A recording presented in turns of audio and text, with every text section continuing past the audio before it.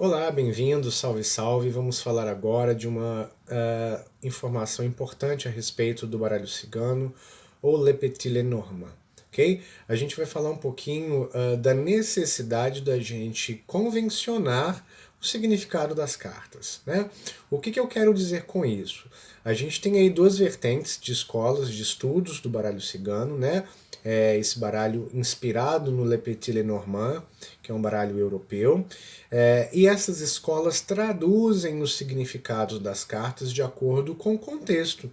Contexto que muitas vezes é histórico, é social, que diz respeito a costumes específicos. Então, quando o Le Petit Lenormand ele vem para o Brasil, aqui ele assume uma espécie de outra roupagem e a gente começa a atribuir um significado e a convencionar algumas cartas de acordo com a nossa cultura, principalmente em relação à influência, né, das matrizes afro-religiosas que a gente tem aqui no nosso âmbito cultural.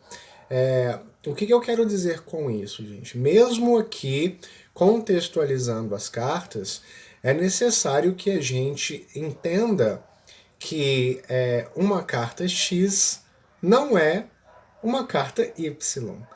Um significado X da carta, ou a simbologia, melhor explicando, né? O símbolo da carta,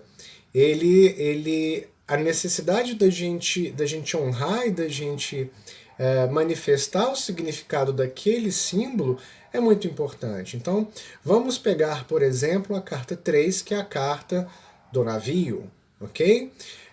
A carta do navio ela traz uma simbologia. O navio antigamente ele era um meio, né, de locomoção de longas distâncias, numa época em que não se existia aviação, numa época em que não se existia, né, trens, metrôs ou qualquer outro tipo de meio de transporte. Os meios de transporte terrenos eram feitos a longa distância ou via cavalos, charretes, né? Ou então através dessas embarcações, né? Os grandes navios que inclusive representam essa jornada, né? Eles trazem esse entendimento de longas jornadas, de grandes mudanças, mas também de movimento lento, de um movimento contínuo e lento em busca a alguma direção, algum objetivo. Pois bem, esse é um dos significados da carta do navio quando a gente olha para o contexto da simbologia do navio.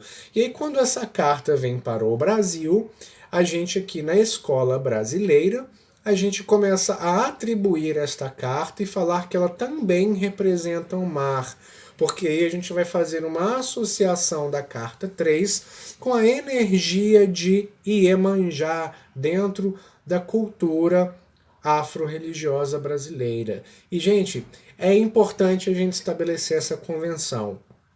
Se para você existe essa associação, não há problema algum.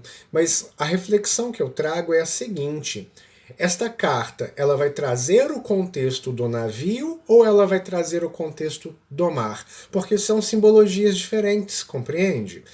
Falar do navio não é falar do mar. A gente precisa separar essas convenções e a gente precisa estabelecer esses critérios de significados das cartas para que a gente entenda o papel em que elas vão assumir no nosso jogo.